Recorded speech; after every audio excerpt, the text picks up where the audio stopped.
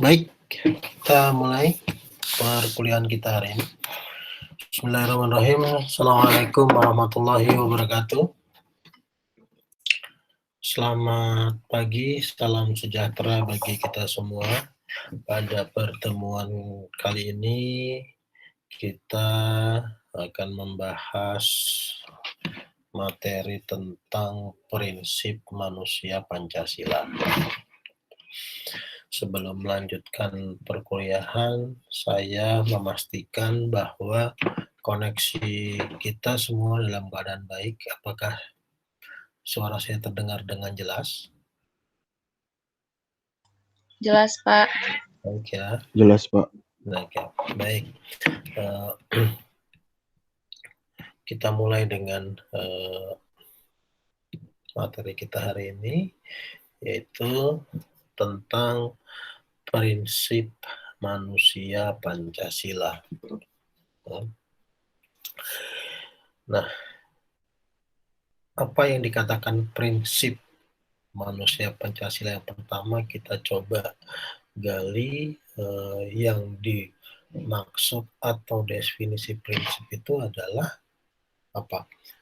Sebuah gagasan dasar yang mengandung kebenaran, ya, berupa doktrin atau asumsi yang terjabar dalam hukum atau tata pergaulan yang dijadikan landasan dalam menentukan sikap dan perilaku. Ya. Prinsip itu dipegang sebagai acuan dalam menentukan pilihan suatu pemikiran atau tindakan, menentukan pola pikir dan pola tindak, sehingga akan mewarnai tingkah laku pemegang prinsip tersebut. Jadi, manakala kita kaitkan dengan materi pembahasan kita, prinsip tersebut dapat didefinisikan adalah sebuah pegangan, sebuah acuan kita dalam menentukan sikap dan tingkah laku, ya, dalam menentukan pola pikir dan pola tindak, sehingga apa yang kita lakukan dan apa yang menjadi dasar dari aktivitas kita merupakan penjabaran atau implementasi dari prinsip tersebut, dari gagasan dasar tersebut. Nah, bagaimana dengan prinsip dasar manusia Indonesia? Pertanyaannya. Ya, di sini menurut Notonegoro, ya, yang dikatakan konsep manusia Indonesia, manusia Pancasila, merupakan manusia yang mendasari awal dan jiwanya yang berperi ketuhanan yang Maha Esa terlebih dahulu. Nah, karena kita bicara Pancasila, sila pertama adalah ketuhanan. Ya, hablum minallah, ya, hubungan kita kepada Tuhan. Yang kedua, yang dikatakan konsep manusia Pancasila adalah Pancasila memuat ajaran bahwa keberadaan manusia dalam semesta realitas selalu terhubung dan tergantung pada yang lain. Hablum minannas. Jadi, ketika kita melihat konsep manusia Pancasila, yang pertama yang terdapat pada sila pertama yaitu ketuhanan yang Maha Esa, itu menggambarkan hubungan kita, ya, hubungan kita terhadap Tuhan. Kemudian sila kedua sampai sila kelima adalah penjabaran kita, ya, implementasi nilai-nilai Pancasila yang kaitannya adalah hubungan manusia dengan manusia lain, hablum minannas, ya, atau hubungan horizontal. Bicara sila pertama adalah hubungan vertikal, bicara sila kedua dan seterusnya, kita membahas tentang hubungan horizontal. Di sini dikatakan bahwa yang pertama menjalin hubungan cinta kasih kepada Tuhan dengan penuh ketakwaan dan pengabdian. Di sila pertama, ya, kita masing-masing individu memiliki kepercayaan, memiliki keimanan kepada Tuhannya yang sesuai dengan pemeluknya, ya, itu dilakukan dengan takwa dan pengabdian. Apa itu takwa? Ada yang bisa bantu? Apa itu takwa? Halo? Ada yang bisa memberikan penjelasan takwa itu apa? Apa sih kita kok diminta untuk bertakwa? Halo? Mematuhi semua perintahnya dan menjauhi larangannya, Pak. Baik, Nabila ya. Jadi takwa itu bagaimana upaya kita untuk mematuhi segala perintahnya dan menjauhi segala larangan. Ya. Jadi manakala kita hanya memeluk sebuah ajaran agama tanpa kita bertakwa, tanpa kita mematuhi segala perintah dan menjauhi segala larangannya, itu tidak mungkin menjadikan manusia-manusia yang memiliki sikap dan perilaku yang hubungan terhadap Tuhan itu baik. Bagaimana mau baik? Dia tidak mau mematuhi segala perintahnya. Dan gitu. Sering dikatakan kalau ada yang Islam KTP kan begitu, KTP-nya yang Islam, tetapi perilakunya tidak mencerminkan ketakwaannya dia kepada Tuhan. Perilaku ya, kita bukan bicara penampilan. Bisa saja orang berpenampilan alim ulama, tapi perilakunya tidak mencerminkan ketakwaan. Ketakwaan itu tidak bisa diukur dari penampilan. Gitu. Belum tentu yang mohon maaf sudah sering melakukan ibadah haji dia takwa, belum tentu. Atau sudah menggunakan syariat Islam, atau sudah lulusan dari madrasah, pesantren dan lain sebagainya, itu sudah langsung takwa, belum tentu. Kadar ketakwaan itu hanya kita dan Tuhan yang tahu, sejauh mana kita melaksanakan ibadah kita dengan baik. Melaksanakan ibadah juga ada klasifikasinya, ada yang sekedar melaksanakan ibadah dengan tujuan menggugurkan kewajiban, ada yang memang betul melaksanakan ibadah itu betul-betul dia berserah diri dan tawakal kepada Tuhan. Berarti setiap individu memiliki kadar yang berbeda-beda. Ada yang menggunakan hijab untuk menutup auratnya saja, ada yang perintah orang tua atau pasangannya, ada pula yang memutuskan untuk menutup aurat semata-mata karena melaksanakan perintah Tuhan dan mencoba untuk mendekatkan diri atau meningkatkan tingkat ketakwaan. Maka menurut Noto Nagoro di sini disampaikan bahwa manusia Pancasila merupakan manusia yang mendasari awal diri dan jiwanya dengan berperiketuhanan.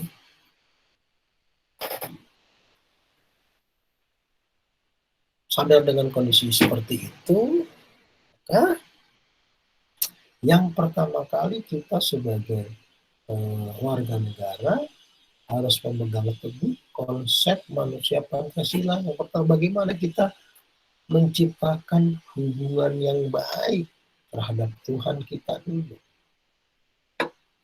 Apakah perilaku kita sudah menunjukkan implementasi ketakwaan kita kepada Tuhan? apakah perilaku kita sudah menunjukkan pengabdian kita kepada Tuhan, pada agama kita. Ya, jadi ketika kita berbicara ketakwaan dan pengabdian kita pada sila pertama, Tuhan Yang Maha Esa, itu akan membentuk karakter-karakter pola pikir yang baik, manakala segala aktivitas kita memiliki nilai kebermanfaatan. Manakala aktivitas kita memiliki nilai amal ibadah, amal kebaikan. Jikalau kita sudah berbicara segala sesuatu aktivitas kita memiliki amal kebaikan, otomatis di dalamnya ada keikhlasan. Karena kalau kita bicara amal kebaikan, segala sesuatu sikap perilaku kita semata-mata hanya meraih ridho Tuhan, meraih ridho Allah. Tidak dipengaruhi oleh penilaian manusia. Contoh, kita membantu korban bencana alam, manakala didasari dengan niat yang baik, nilai kebermanfaatan bagi sesama, kemudian didasari dengan niat mendapatkan amal kebaikan dan ridho dari Allah, memberikan bantuan kemanusiaan pada saudara kita yang mengalami bencana alam dan lain sebagainya, itu tidak serta-merta kita ingin dinilai oleh manusia. Tidak misalkan ingin mencalonkan diri jadi aparat desa, kepala desa, atau bahkan ke wakil rakyat. Dia tidak peduli apakah nanti setelah memberikan bantuan itu terpilih atau tidak. Dia hanya semata-mata ingin membantu, mengabdikan jiwa raga ini untuk kemanusiaan, keikhlasan. Allah dan Tuhan yang membalas dan mencatat amal kebaikan itu. Misalkan ketika kita ingin membagi-bagi sembako, ingin terlihat, oh ini loh dari saya. Konsep ketakwaan dan keikhlasan tidak perlu dan tidak membutuhkan penilaian dari manusia. Nah, itu yang harus kita pahami menjadi konsep manusia Pancasila yang berperi ketuhanan. Ketika di jalan raya ada menemui sebuah kejadian kecelakaan, ya harus menolong. Dengan tujuan apa? Mencari amal kebaikan. Bukannya ketika ada kecelakaan tidak ditolong, tetapi malah hanya divideokan dan diupload. Yang pertama sekali adalah menolong. Emergensinya menolong. Tapi yang terjadi sekarang lebih banyak menolong, yang menolong apa menonton, kemudian memposting. Kan ini kita harus koreksi. Bagaimana sih nilai ketakwaan kita? Tidak ada lagi yang namanya pencurian, apalagi mencuri kotak amal di rumah ibadah. Kenapa? Itu menunjukkan kadar kualitas ketakwaan kita. Tidak ada lagi saling baku hantam. Karena apa? Perbedaan menurut ajaran agama itulah sebuah rahmat. Gitu. Susunan huruf manakala tidak memiliki perbedaan, dia tidak memiliki makna. Ya. Kata manusia terdiri dari berbagai macam perbedaan huruf. Ada huruf M, A, N, U, dan seterusnya. Maka perbedaan itu akan memiliki makna. Ketika semua huruf ini ada A saja, tidak memiliki makna. Begitu. Maka yang pertama sekali kita harus tegaskan bagaimana kita membangun ya, pola pikir, konsep kita, prinsip kita yang sesuai dengan ajaran Tuhan, sesuai dengan ajaran agama. Itu konsep manusia Pancasila yang pertama. Ya. Kemudian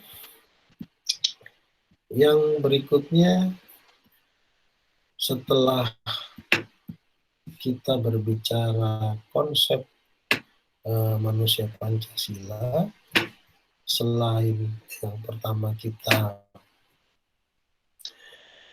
menjalin hubungan dengan Tuhan, kemudian yang kedua adalah menjalin hubungan cinta kasih kepada sesama manusia.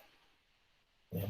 Konteksnya dalam hidup bermasyarakat, dalam hablum minanas, ya, itu berada pada sila kedua, ketiga, dan keempat.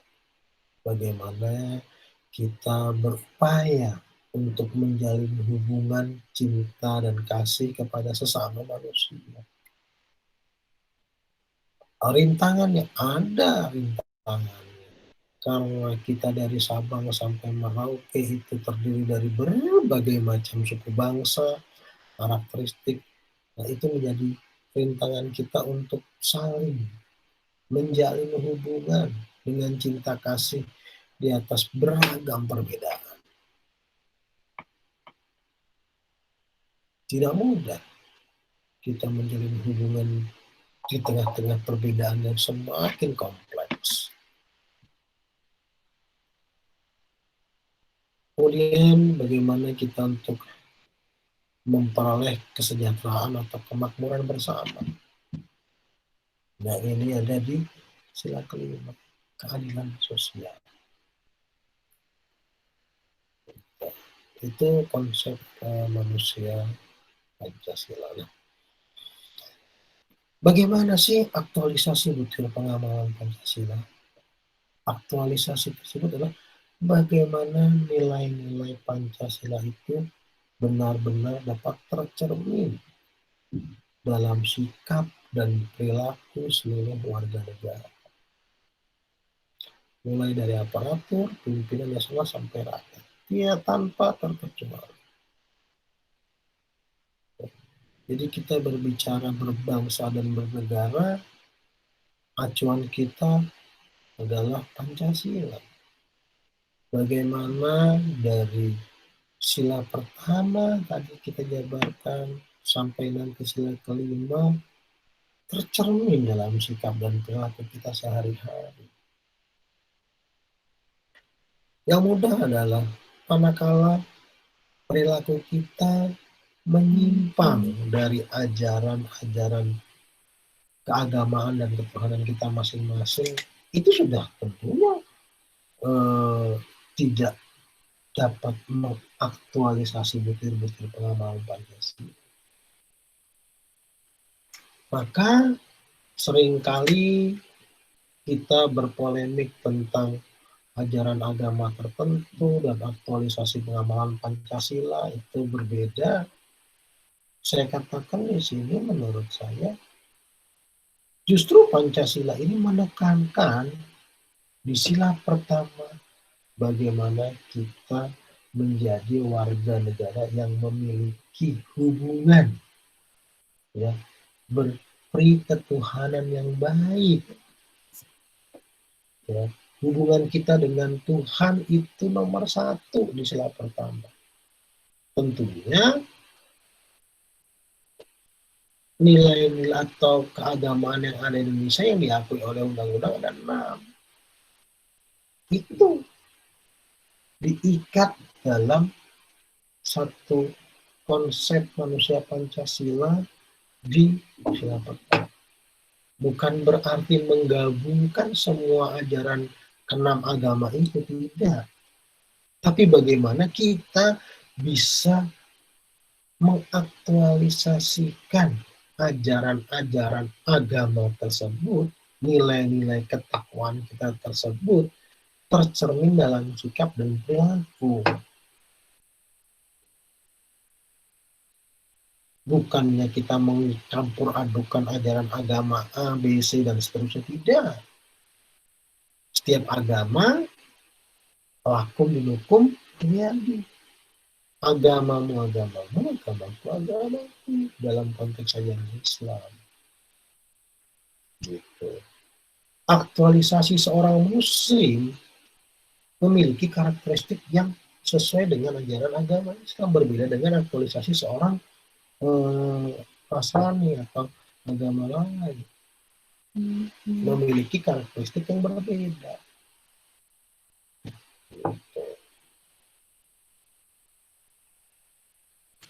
Nah, bentuk aktualisasi Pancasila ada yang sifatnya objektif, ya. Ada yang sifatnya subjektif.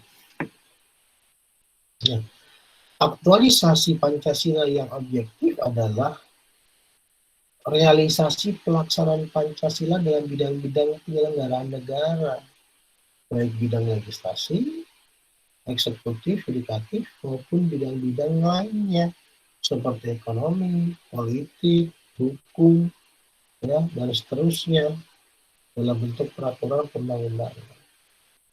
Aktualisasi objektif adalah bagaimana kita dalam membuat peraturan perundang-undangan, dalam membuat kebijakan, dalam membuat sebuah aturan, itu berdasarkan nilai-nilai Pancasila. Maka setiap apapun itu bentuk organisasi di dalam NKRI harus berdasarkan prinsip Pancasila, azas Pancasila. Itu yang dikatakan aktualisasi objektif. Kemudian apa dikatakan aktualisasi subjektif? Nah, aktualisasi subjektif adalah pelaksanaan Pancasila dalam setiap pribadi, perseorangan, setiap individu, ya. Dan aktualisasi Pancasila ini sering dianggap lebih penting dari aktualisasi objektif. Karena aktualisasi subjektif merupakan perwujudan dari sikap dan perilaku kita.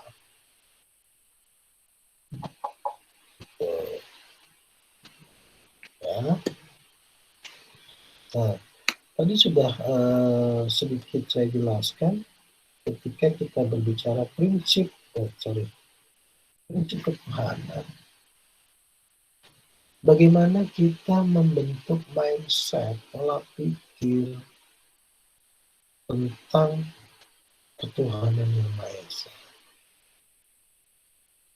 Manakala setiap orang memiliki kebebasan untuk berpikir, kebebasan untuk berusaha, namun tetap dibatasi oleh nilai-nilai ketuhanan.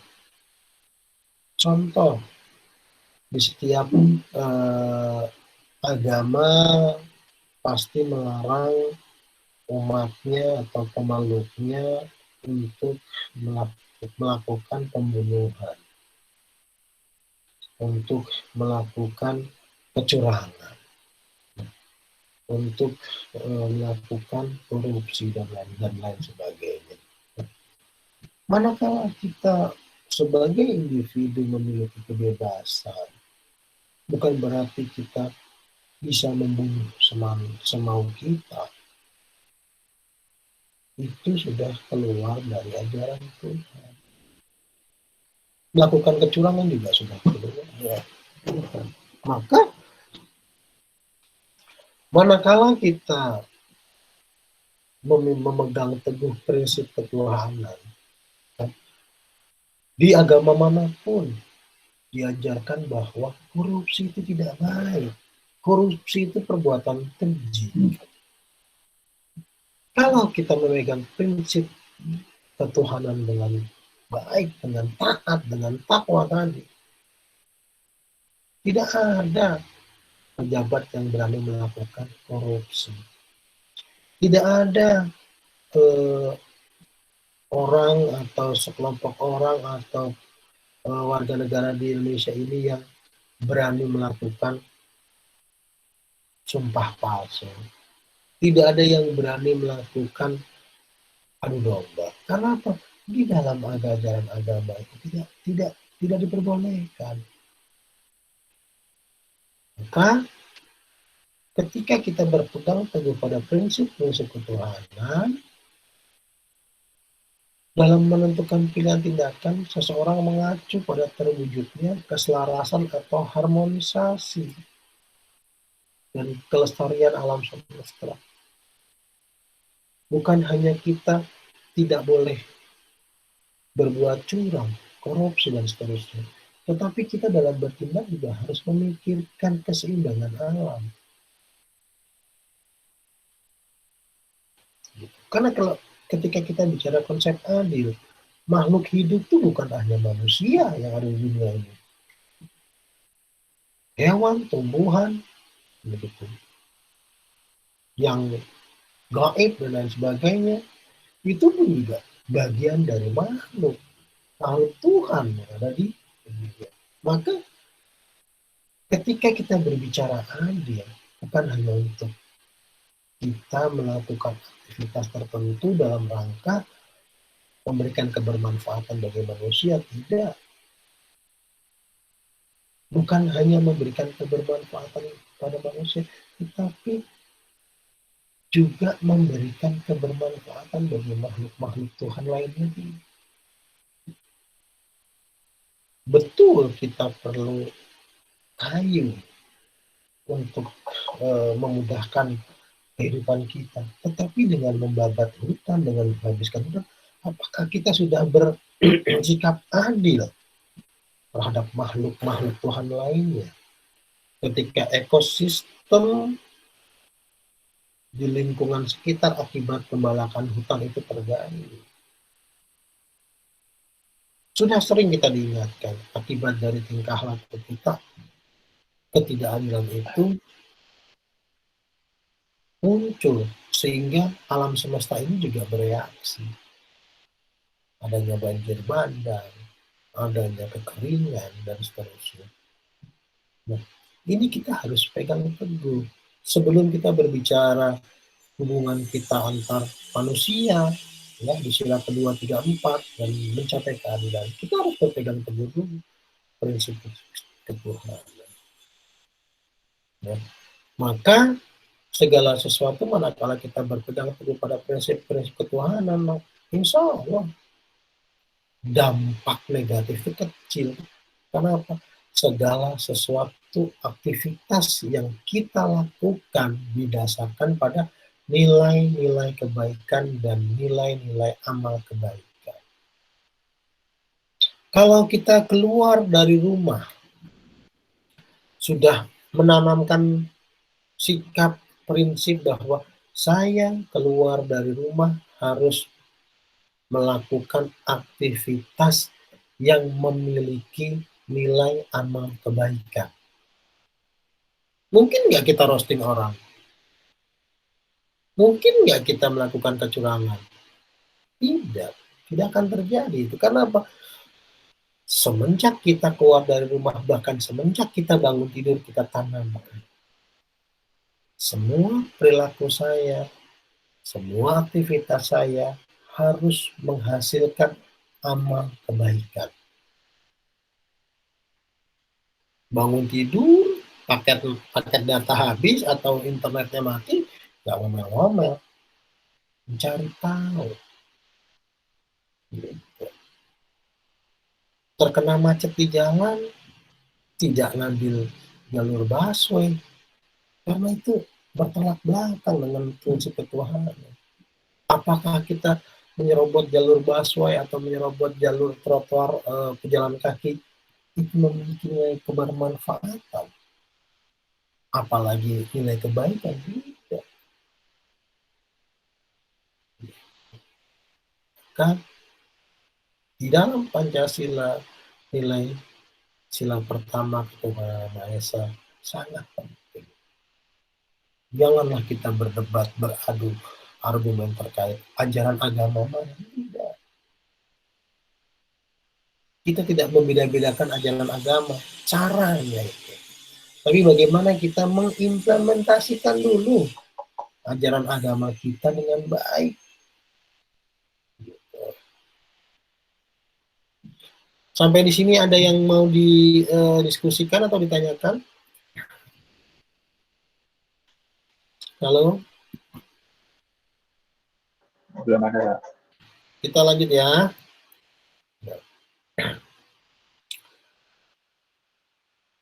Prinsip kemanusiaan. Ya. Kita melihat bagaimana prinsip kemanusiaan itu terjadi. Poin pertama adalah dalam olah pikir, olah rasa, dan olah tindak. Manusia selalu mendudukan manusia lain sebagai mitra sesuai dengan harkat dan martabat. Hak dan kewajibannya dihormati secara beradab, dengan demikian tidak akan terjadi penindasan atau kekerasan. Segala aktivitas bersama berlangsung dalam keseimbangan, kesetaraan, dan keadilan. Sebelum masuk ke prinsip kemanusiaan, manakala nilai-nilai ketuhanan yang kita pegang dengan kuat, nilai-nilai ketakwaan kita kepada Tuhan, di mana setiap ajaran-ajaran agama itu memberikan nilai-nilai yang baik, yang luhur, maka secara otomatis ketika semua warga negara Indonesia berpegang teguh menjalankan semua perintah dan larangannya, menjaga tingkat ketakwaannya kepada Tuhan, otomatis akan terbentuk karakter-karakter manusia yang beradab. Bagaimana manusia itu menghormati manusia yang lain, bagaimana manusia itu menghormati yang lebih tua. Nah, ini akan otomatis terjadi. Sebenarnya saya tidak kurang setuju ya, manakala sekarang kita lebih ditekankan pada yang namanya sistem reward and punishment. Jadi ketika seseorang mencapai sebuah prestasi tertentu dalam rangka kebaikan, itu mendapatkan reward. Dan manakala tidak mencapai prestasi tertentu atau lalai, akan mendapatkan punishment. Di satu sisi, sistem reward and punishment itu bisa meningkatkan motivasi. Karena apa? Ada nilai keinginan yang dicapai. Manakala, saya ketika saya mendapatkan IPK tertinggi atau cum laude, saya akan diberikan handphone oleh orang tua saya. Itu akan memotivasi. Manakala ketika IPK-nya di bawah rata-rata, maka mobil saya dicabut nih, saya nggak dikasihkan, tidak diberikan fasilitas mobil oleh orang tua. Itu punishment. Baik hal itu dalam rangka kita bisa membangun nilai motivasi. Baik. Tetapi ada celah ketika kita berbicara nilai reward and punishment. Secara tidak sadar kita menghargai seseorang ya dari apa yang diberikan kepada kita. Kalau nggak dikasih hadiah, saya nggak jalan. Kalau tidak ada rewardnya, saya nggak jalan. Disiplin juga, wah nanti takut dihukum. Maka ada yang hilang di situ. Nilai keikhlasan yang hilang. Karena apa? Kita dibiasakan melakukan sesuatu dengan iming-iming. Iming-iming mendapatkan hadiah. Ancaman mendapatkan hukuman. Tapi manakala kita beranjak tadi nilai-nilai ketuhanan, ketika ketakwaan itu sudah tercapai, di dalam ketakwaan itu ada nilai keikhlasan. Nilai keikhlasan itu tidak dinilai dari makhluk, tidak dinilai dari manusia.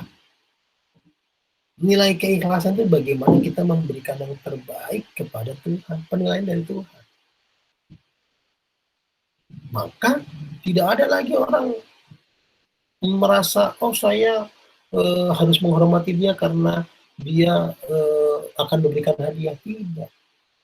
Manusia akan menjadi manusia yang beradab. Kepada sesama dia sayang, kepada yang lebih tua dia akan lebih hormat. Nah, konteks teknologi ini kan secara tidak sadar dan tidak langsung mengikis nilai akhlak kita. Kebiasaan kita menggunakan salam, menjawab salam di media sosial. Kebiasaan, komentar-komentar yang nyinyir, gitu loh. Informasi-informasi yang belum tentu terbukti kebenarannya. Ini kan berawal dari nilai-nilai ketuhanan yang kurang baik. Manakala didasari dengan nilai ketuhanan yang baik, maka hablum minannasnya kita sebagai manusia itu saling menghargai. Bagaimana cara menghormati ke orang yang lebih tua. Bagaimana menghargai orang yang sesama. Dan bagaimana mencintai orang yang lebih muda dari kita. Tanpa ada gangguan atau pengaruh-pengaruh reward and punishment. Dia akan ikhlas menghormati seorang guru atau orang tuanya. Dia juga akan ikhlas mencintai sesama.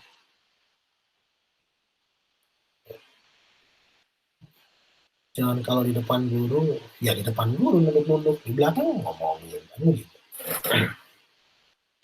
Nah, hal ini akan terjadi manakala nilai ketuhanan tadi kita pegang teguh, karakter itu terbentuk, manusia-manusia yang bertakwa, ditambah dengan keilmuannya, itu akan terwujud manusia Indonesia yang adil dan beradab. Adil dalam menyikapi sebuah informasi, gitu. Beradab dalam menyikapi sebuah perbedaan, gitu. Sekarang mohon maaf, manakala di Indonesia ini kan sebuah pelanggaran itu ditoleransi, tapi sebuah perbedaan itu dimusuhi. Contoh, ya, kita sering melihat para pemotor, maaf, yang dengan sengaja melintasi di trotoar, melintas di jalur-jalur yang bukan pada tempatnya. Kadang kita memberikan toleransi, udahlah nggak apa-apa, cuma sedikit daripada macet. Contoh, ketika kita sedang di perempatan lampu merah, ada garis lampu merah, tetapi di jam-jam tertentu malah disengajakan untuk menerobos sampai ke tengah-tengah.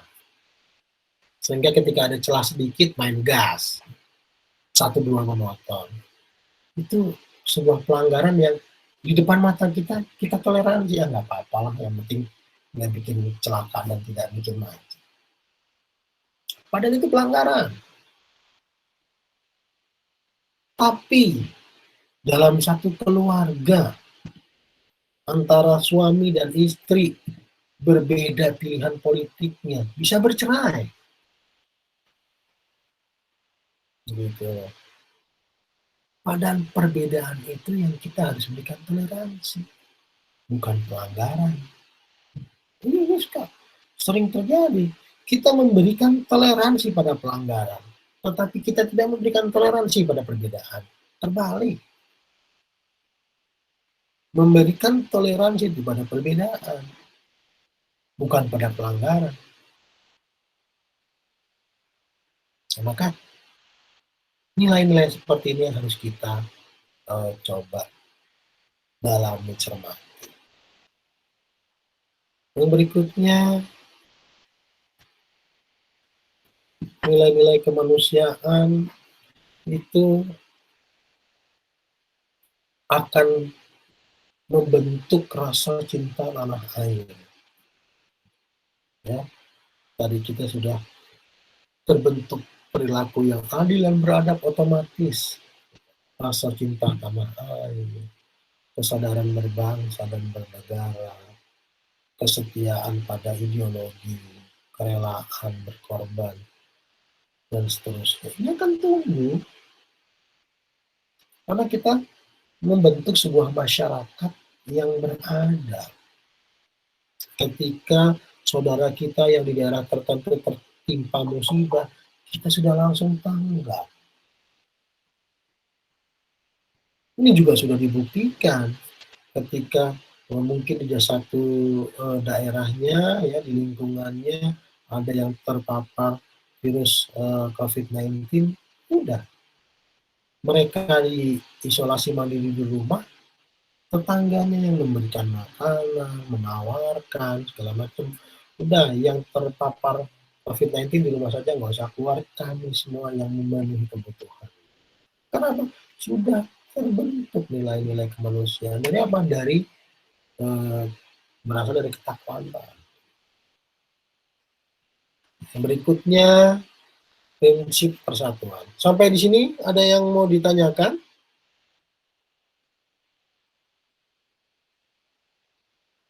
Halo? Halo? Belum, Pak. Koneksi saya masih bagus?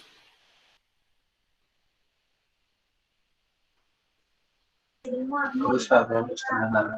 Masih oke ya? Nah, ini yang prinsip persatuan.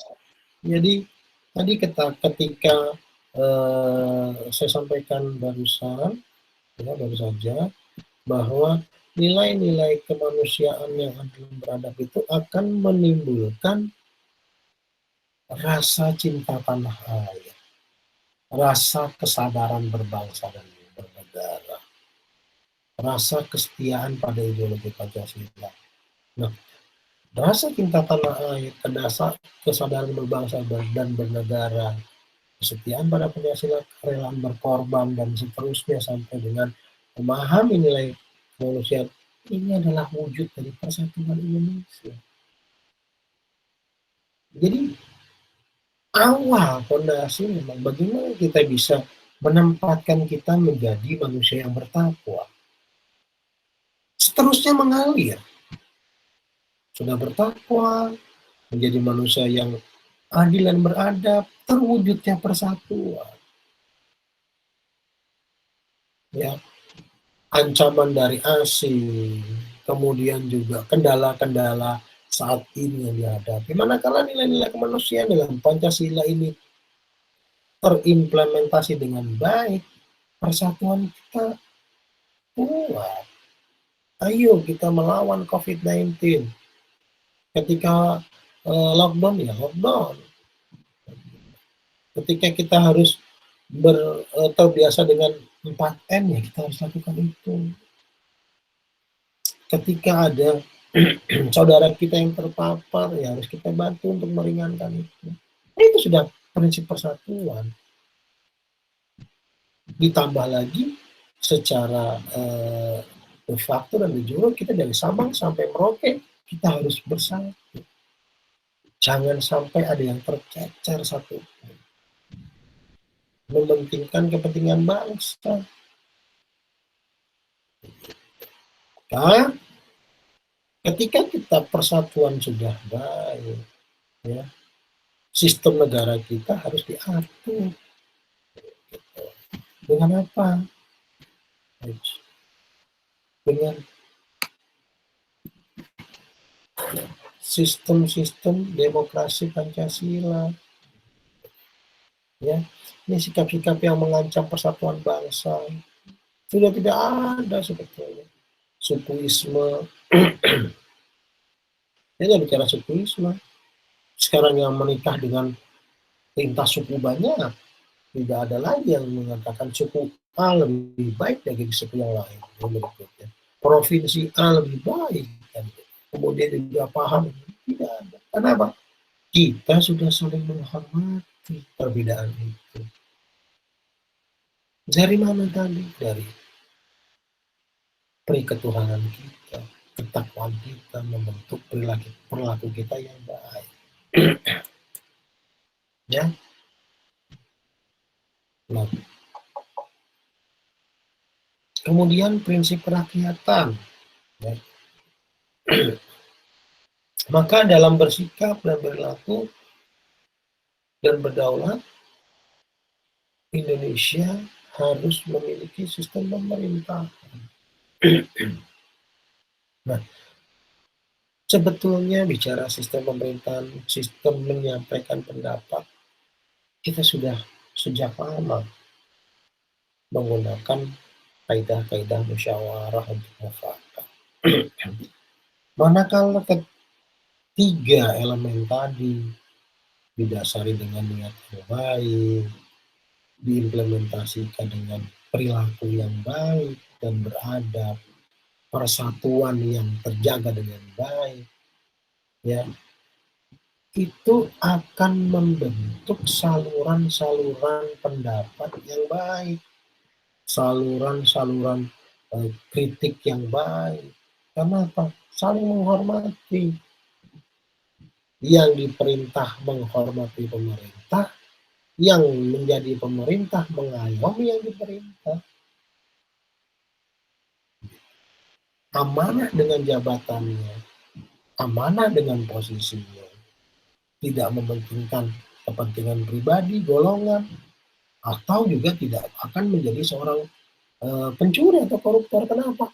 Dari sila pertama sudah ditanamkan bahwa apapun saya beraktivitas sebagai aparatur pemerintah, sebagai pengusaha, sebagai rakyat harus memiliki nilai manfaat dan nilai ibadah. Menjadi seorang wakil rakyat memiliki nilai ibadah, bagaimana mengamanahkan suara-suara rakyat. Dia tidak terfikir sekalipun untuk bagaimana mengambil haknya rakyat. Karena itu tidak ada di dalam amanah dan tidak ada di dalam konteksnya berperiketuhanan. Nah, maka ketika kita berbicara antara sila pertama sampai sila keempat terpenuhi semua. Prinsip keadilan sosial akan terpenuhi, akan terwujud. Ya, kebijakan-kebijakannya yang berdasarkan nilai-nilai Pancasila, aparaturnya mengaktualisasikan secara subjektif nilai-nilai Pancasila, sehingga output luarannya itu menjadi output yang memiliki nilai kebermanfaatan bagi masyarakat, nilai keadilan buat sosial, gitu. Menciptakan kebijakan-kebijakan yang memiliki nilai prinsip keadilan bagi masyarakat, nilai kebermanfaatan bagi masyarakat. Maka ini menjadi sebuah sistem. Bagaimana nilai-nilai Pancasila kita harus menjadi manusia Pancasila harus melihat itu sebuah satu sistem. Kalau di dalam ajaran Islam ya seperti rukun Islam. Sebelum naik haji ya syahadat dulu, ya kalimat syahadat, kemudian sholat, zakat, dan seterusnya sama. Untuk mencapai prinsip keadilan sosial, nilai ketuhanan dulu kita bilang. Ketika kita menjadi pribadi yang bertakwa, pribadi yang baik, ya kan, ikhlas membantu, tidak perlu panjang lebar ketika ada bencana, ketika ada tetangga kita yang kelaparan, tidak perlu harus mendeteksi ke RT RW. Sistem supportnya sudah ada. Maka ini yang harusnya kita cermati, bagaimana kita berupaya untuk mengaktualisasikan nilai-nilai Pancasila.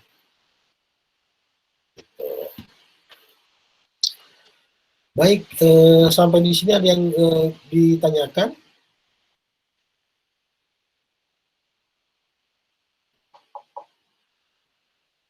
Halo?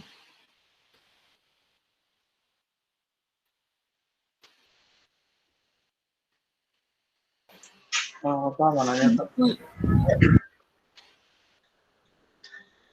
Mengenai terkait tadi yang kata perilaku manusia di Indonesia yang tidak mentolerin kesalahan tapi tidak mentolerin perbedaan ya Pak. On cam coba, di on cam. Iya Pak. Ya.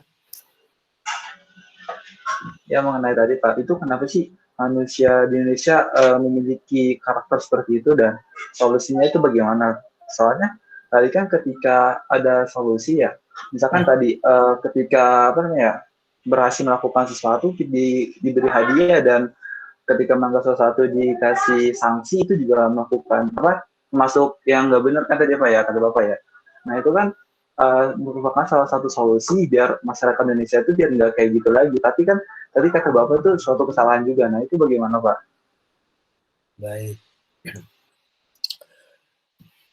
Terkadang kita mencari jalan keluar sebatas jangka pendek.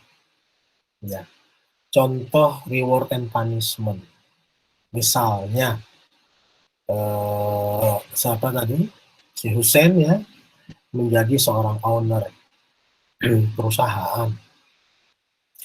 Nah, untuk meningkatkan produktivitas dan motivasi bekerja, yang paling mudah itu adalah memberikan reward and punishment. Kerja dengan baik dapat bonus, ya kan? Kerja dengan semangat dapat bonus, pencapaian target dengan dapat bonus. Sehingga muncul iklim di mana bekerja itu hanya berdasarkan bonus. Yang menarik adalah kalau setiap hari mendapatkan target bonus. Kenapa tidak? Harus menerima punishment. Itu menyelesaikan persoalan jangka pendek. Tapi manakala kita bandingkan ketika Hussein memiliki perusahaan, membuat sistem pekerjaan dalam perusahaan itu dengan cara yang ikhlas. Gitu. Kalau kita berbicara dengan ikhlas itu apa sih? Berupaya secara maksimal, gitu loh. Dan berdoa secara maksimal. Kemudian mau menerima hasil sesuai dengan takdir Tuhan. Kalau kita bekerja dengan ikhlas, tidak ada Pak itu nanti sikut kanan sikut kiri. Karena apa? Setiap karyawan dia datang pagi karena dia tahu tugas dan pokoknya amanahnya menjadi seorang karyawan, saya datang jam 7. tidak perlu diberikan reward and punishment, saya akan bertanggung jawab. Karena saya sudah berikrar, berjanji pada saat rekrutmen dahulu membantu dan meningkatkan penjualan umpamanya.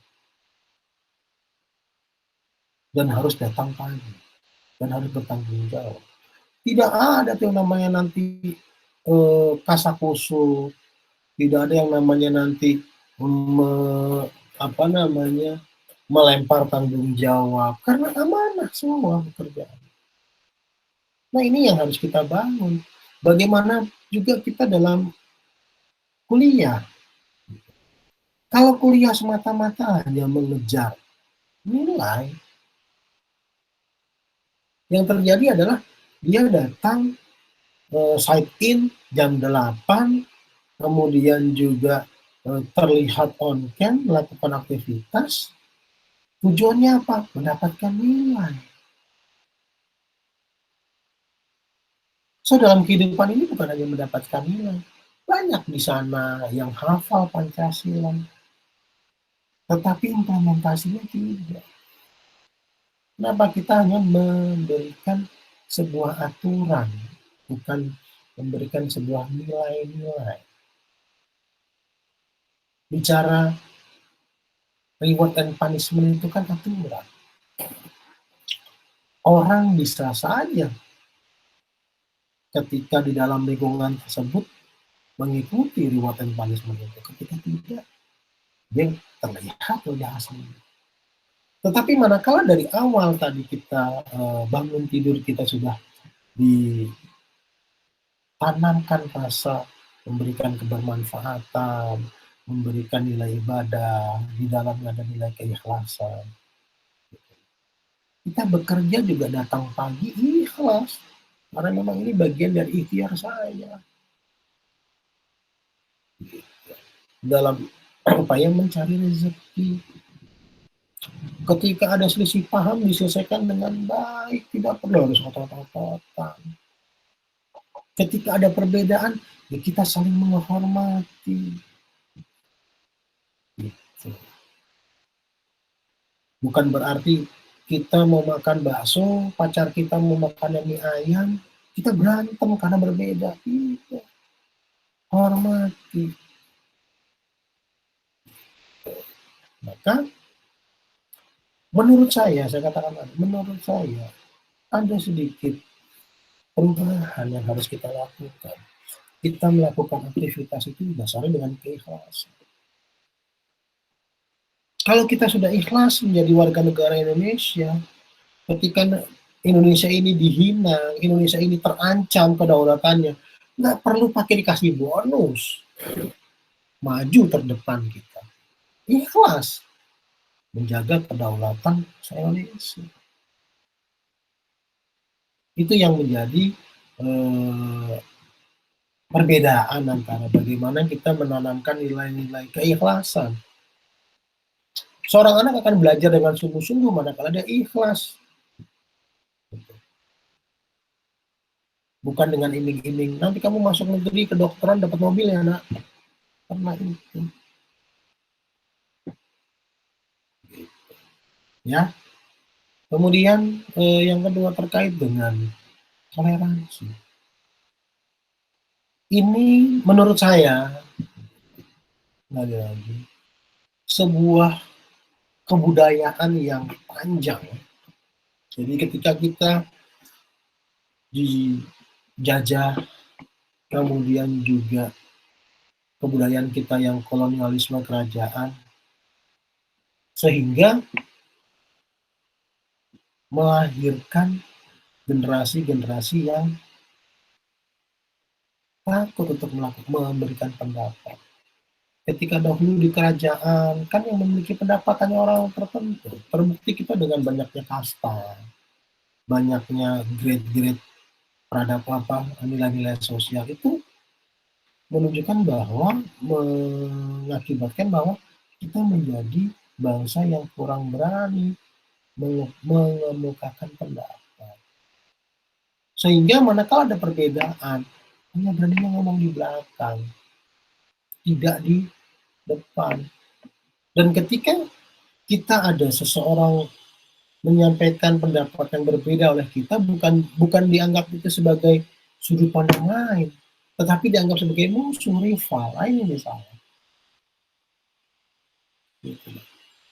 Sementara di lapangan kita selalu memberikan toleransi, kan begitu loh. Pak, mohon maaf Pak, umpama nih, kita sering tidak sadar nih, ketika misal ada dosen memberikan tugas, yang dilaporkan adalah excuse-nya, Pak, mohon maaf Pak, saya sedang ada kondisi seperti ini Pak, mohon maaf Pak, saya sedang ada kesulitan ini. Bukan dilakukan dulu yang terbaik, tetapi memberikan pengecualian. Sehingga ketika ada tantangan atau ada challenge yang sifatnya membuat kita lebih baik, itu kita akan dengan sendirinya memblok sendiri. Tantangan itu akan kita defense dulu, kita toleransi dulu. Nah, contoh lagi, misalkan ada ibu-ibu ya tidak mau ngantri, bukannya dikasih tahu, adalah biarinlah, emak-emak susah dikasih tahu, udah begitu dulu, padahal itu salah. Atau misalkan ada, mohon maaf ya, ada ibu-ibu atau siapapun lah mengendarai kendaraan bermotor roda 2, memberikan sinyal lampu sen ke kanan, ternyata dia belok ke kiri. Itu hal yang salah, tapi kadang-kadang kita udah biarin ibu-ibu, susah dikasih tahunya. Begitu. Padahal itu sebuah kesalahan yang harus kita tunjukkan kesalahannya, kita perbaiki. Tapi kalau perbedaan aja antara Persib dengan Persija di Jackmania, wow, luar biasa, bisa pukul-pukulan itu. Padahal timnas kita nggak pernah masuk ke Piala Dunia. Kenapa hanya perbedaan kaos? Yang satu warna oranye, yang satu warna biru. Kita jadi pukul-pukulan. Gitu.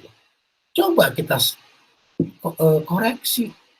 Pemain-pemain timnas kita, rekrutmennya sudah benar belum? Merokok atau tidak? Sistem pembinaan atlet bola kita seperti apa? Apakah ada pelanggaran di situ atau tidak? Bukan perbedaan yang kita kita menjadikan dibesar-besarkan. Ini memang sebuah perjalanan ya yang harus kita pahami secara perlahan dan kita tularkan. Hal yang mudah yang terlihat. Timnas nasional belum bisa masuk ke ajang Piala Dunia, tetapi di daerah antara tim satu dengan tim yang lain saling bermusuhan hanya karena perbedaan. Nah, kita harus sebagai golongan terdidik ya di perguruan tinggi, kita harus bisa menjadi agents of change, sebagai agen-agen perubahan dalam rangka itu tadi, mengaktualisasikan nilai-nilai Pancasila.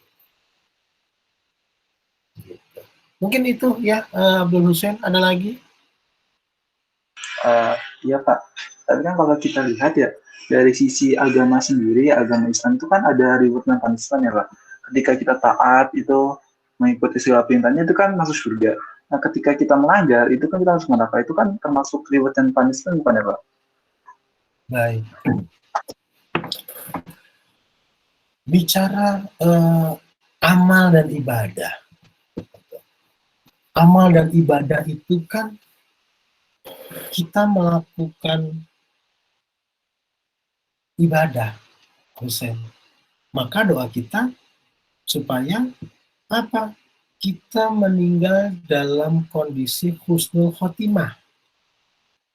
Karena belum tentu pada saat kita di dalam masa hidup kita beribadah dengan baik, mengharapkan surga dengan baik, akhirnya yang tahu hanya kita sama Tuhan, kita sama Allah. Saya sholat menjadi imam, ya kan? Umpamanya saya ditunjuk menjadi imam, doa saya, sholat saya merdu-merdukan supaya di belakang tuh ada calon saya atau ada pejabat bisa mengetahui kualitas imam saya pada saat sholat. Itu kan tidak ada yang tahu. Maka bicara reward and punishment-nya Tuhan, kita nggak ada yang tahu. Kita hanya berusaha takwa, mengikuti segala perintahnya dan menjauhi segala larangannya. Mengikuti segala perintahnya pun tidak ada jaminan. Itu hanya pengharapan kita. Keikhlasan kita dalam beribadah, dalam menyerah, bertawakal, berserah diri pada Tuhan. Kita nggak bisa nih, saya sholat 5 waktu pasti masuk surga. Ada yang bisa jamin gitu? Sama seperti halnya kita bekerja, saya bekerja pasti dapat reward. Enggak. Maka kita diminta untuk ikhlas. Karena sejatinya yang bisa menilai kita, apakah kita nanti mendapat ganjaran yang baik berupa surga atau tidak, itu hanya Allah. Maka kita ikhlas. Konsep pahala dan dosa itu untuk mengatur kita supaya kita tidak keluar dari track ajaran agama. Tetapi manakala sampai tidaknya amal ibadah kita tergantung keikhlasan kita dan tergantung penilaian dari Tuhan. Kita nyumbang di sholat Jumat 100.000, gitu loh. Oke, kita tidak berusaha tahu orang lain kita tutup-tutupin. Tapi dalam diri kita terbersit, satu masjid ini yang menyumbang 100.000 gue doang. Wah, itu udah bukan bicara ikhlas lagi, Pak. Gitu. Jadi kita bicara pahala dan dosa dan keikhlasan berbeda konteks. Gitu. Ya, baik Husain. Oke, Pak. Syukran, Pak. Oke, sama. Baik, ada yang lain? Kalau tidak, kita akhiri pertemuan kita kali ini. Kita akan lanjutkan lagi di minggu yang akan datang. Gitu. Ada yang lain sampai di sini? Kita coba on cam dulu semua.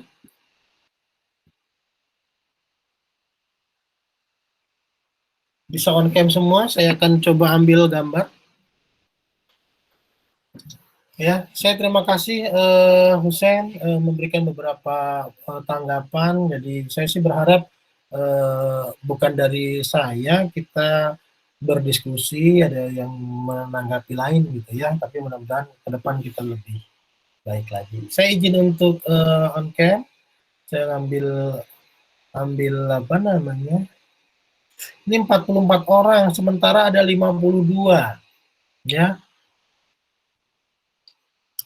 Saya ambil gambar dulu. Oke. Kemudian saya off record ya, sambil sebelumnya nanti saya absen. Baik, terima kasih. Saya coba off record ya. Saya akhiri. Assalamualaikum warahmatullahi wabarakatuh. Waalaikumsalam. Waalaikumsalam. Terima kasih, Pak. Terima kasih, Pak. Saya